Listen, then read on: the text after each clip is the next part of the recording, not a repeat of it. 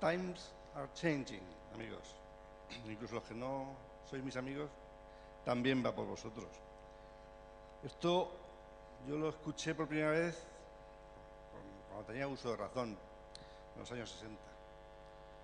Sí, sí, a Bob Dylan. Los tiempos están cambiando. Estamos hablando de cambios constantes. Ahora las redes sociales, marketing 3.0, etcétera. Ya mi padre decía, ¡puf! No ha cambiado nada la cosa desde que estuve en la guerra. Sí, para que el hombre de Atapuerca se fuera a vivir unos kilómetros más allá, a Burgos, pues ha tenido que cambiar mucho. O más aún, nos vamos a África. Los tiempos siempre están cambiando. No veo absolutamente ninguna novedad en ello. Parece que estamos abocados a la catástrofe.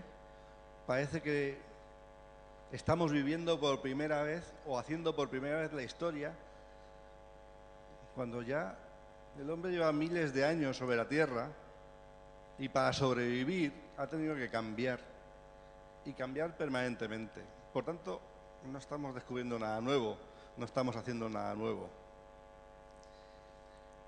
Yo empecé a escribir de hoteles, concretamente en junio, sí, ahora lo acabo de recordar, en junio de 1978. O sea que el mes que viene cumplo la edad de Cristo. Y la verdad es que en ese momento, que yo empecé de la mano de un gran maestro, muy recordado en este país, como fue Luis Candel, mi gran maestro en periodismo, los tiempos, claro que eran diferentes, como los de hoy serán diferentes dentro de un siglo, ¿no? O dentro de 10 años. Aunque es cierto que todo va más deprisa, pero no deja de cambiar. Y yo cuando empecé, todavía existían las linotipias. Escribíamos en papel pautado. Yo los comentarios que hacía sobre hoteles los hacía en papel pautado. Con una máquina. No era la famosa Underwood, porque esas había pocas en España, aunque nos digan, no sé si era una Marconi o una Olivetti, no recuerdo bien eso, pero en papel pautado. Y ese papel pautado iba a la linotipia. Después, muy poco después, quiero decir, en esos meses, hubo un gran cambio que aceleró enormemente el proceso de transmisión de los datos. Como veis, hablo de comunicación, ¿no? Ese gran cambio fue el offset. Revolucionó todo. Porque nosotros teníamos que ir con el papel pautado a las correcciones en redacción, después se bajaban a máquinas y carácter a carácter el linotipista iba colocando sobre la matriz. Imaginaos, lo que hoy cuesta dar con un dedo una tecla, antes era colocar un carácter, aunque ya estaba bastante automatizado, con brazos que iban colocando los caracteres sobre el hierro, ¿no? De modo que eran tiempos fascinantes, como quizá hoy también lo sean, ¿no? Del papel pautado pasamos luego a otro gran invento, fue el teletipo. Se mandaban las cosas por teletipo. En algunos momentos, cuando el teletipo era una máquina extraordinariamente cara, se pasaba por cabinas. Cuando yo ya entré a trabajar en el periódico para el que trabajo hoy, El País, trabajamos fundamentalmente con cabinas, sistema cabina, seguramente con tanto joven que hay en la sala, piropo también para los que no son tantos, seguramente no saben lo que era el trabajo de cabinas. Era genial porque tenías que coger el teléfono, llamar desde cualquier parte del mundo y había una serie de cabinas allá abajo, en los sótanos, con unas señoritas con los cascos e iban picando lo que tú pasabas por teléfono. Que recuerdo además una crónica, una cosa bastante curiosa, por contar una anécdota, por echar tiempo, porque no sé qué decir. Me acuerdo en un momento yo estaba viendo unos hoteles en la antigua Yugoslavia. Concretamente me hallaba en Šibenik. Y en Šibenik me llaman del periódico, tienes que ponerte en contacto, como sea, con Mirjana Tomic, que era la corresponsal del país en Belgrado, que era la capital de la antigua Yugoslavia. Me pongo en contacto con ella y se viene rápidamente para Šibenik, coge su coche y se viene para Šibenik. Yo sin saber qué pasaba ahí, me dicen, tienes que hacer una entrevista al presidente de Yugoslavia. Digo, si lo mío son los hoteles. Tienes que hacer una entrevista porque hemos pedido una entrevista en el periódico y no nos lo han concedido. Porque Mirjana Tomic ya se veía que no era de la cuerda de Ante Markovic. Y entonces yo pasé con su cuestionario sobre la vida profunda de la Yugoslavia en aquel momento y sobre toda la acción política de Markovic. Yo pasé y le hice una entrevista en público que ha quedado grabada como la última entrevista del último presidente de Yugoslavia. 5 días después estábamos pasando toda esa crónica bajo los bombardeos de Dubrovnik. Y fue apasionante, aunque la entrevista la pasábamos ya desde el día siguiente, pero había partes que había que completar.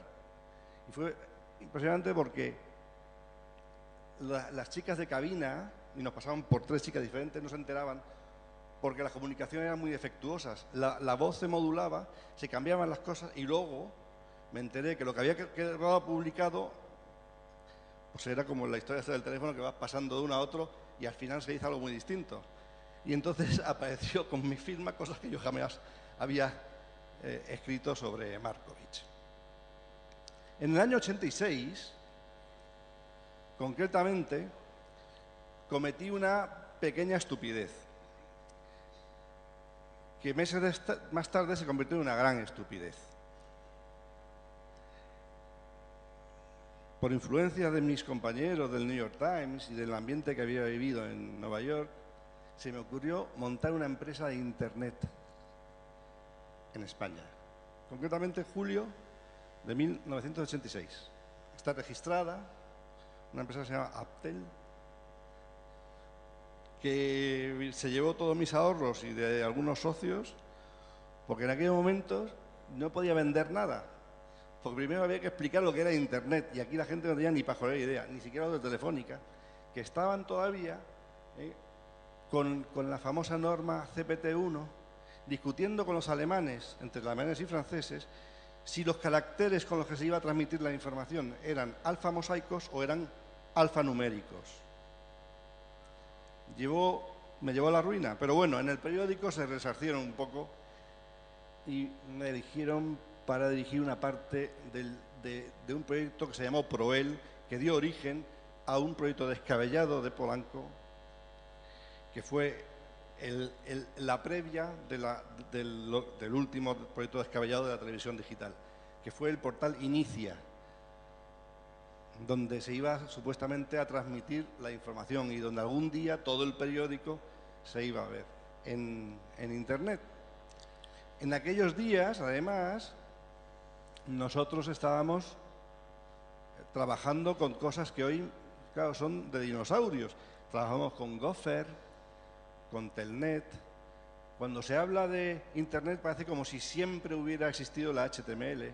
Eso vino mucho después. La información antes la transmitíamos a través de Telnet, por ejemplo. Bueno, llegó el HTML, después el 1.0, el 2.0, el 3.0, ya estamos en el 5, estamos en el HTML5. Ciertamente han cambiado mucho las cosas, pero seguimos comunicando, seguimos transmitiendo información, seguimos transmitiendo datos, noticias, actitudes, conductas, pensamientos, ideas y emociones. Hemos hablado mucho de emociones y experiencias. Comunicamos emociones y experiencias. Y ahora lo estamos haciendo con el 2.0, con el 3.0. seguramente cuando lleguemos al 24.0 la transmisión será telepática y no está tan lejos. Yo soy un firme defensor de la tecnología radical, de la exploración, de la experimentación, y creo que en mi trabajo lo intento hacer con cierta anticipación. Creo que es necesario estar innovando, innovar, cooperar, diferenciarse. No voy a repetir un discurso, del cual ya se ha hecho mucha tarde aquí, ¿no? Pero, curiosamente, yo recuerdo con este proceso que os cuento de la transmisión del pensamiento, de la noticia, es decir, de la comunicación, me tengo que remontar a mis primeros escritos sobre hoteles. Y era apasionante ir a visitar hoteles. Era algo que suscitaba la envidia de todos. Yo iba a visitar hoteles y bueno, en el año 78, pues los hoteles eran, claro, muy interesantes, eran hoteles de la época, ¿no? Llegabas por una carretera que evidentemente no estaba en las condiciones actuales, llegabas mal y te encontrabas un mostrador.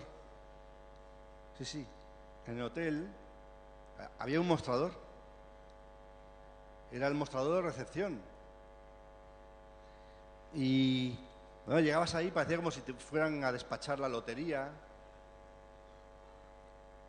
O tenías un cartapacio en un lado, como si fuera la ventanilla de un ministerio, tuvieras que presentar una instancia. Me resultaba hasta ahora aburrido.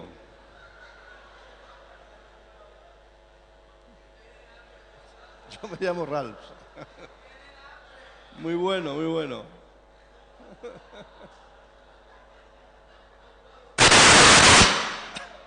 Vale.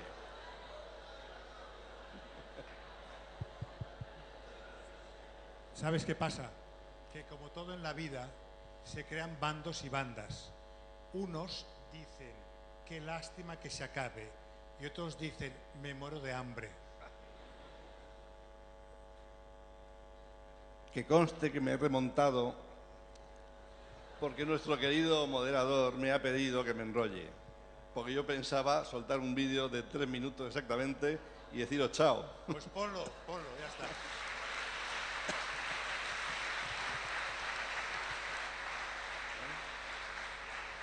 Espera. Voy a decir unas últimas palabras, ¿eh? En realidad no me estaba remontando tanto. En realidad quería describir cómo era un hotel en el momento en que empecé a escribir sobre hoteles, con ese mostrador. Yo entraba en la habitación tenía forma de L, el baño a un lado, había unas piscinas, una terraza. Recuerdos. Los tiempos siempre cambian. Me habría gustado, de todas formas, explayarme un poquito más para deciros que lo que menos cambia son los hoteles. Me aburro extraordinariamente con lo que hago. Y si lo sigo haciendo es porque no 7, me encantaría de manera encontrar 7 hoteles. Me encantaría. Pero cada 2 años tengo el placer de descubrir un concepto nuevo en algún hotel, seguramente no de España, sino perdido por ahí. Aunque siempre diré que el hotel que más me ha patado en el mundo y en mi historia está en España y no muy lejos de aquí. En privado diré cuál es, pero mi reflexión final es esta. No estamos cambiando. Los hoteles no cambian. Todo fluye, todo cambia, menos los hoteles. Me quiero despedir con ese vídeo que grabé en una playa. ¿Qué es lo que más aprecio en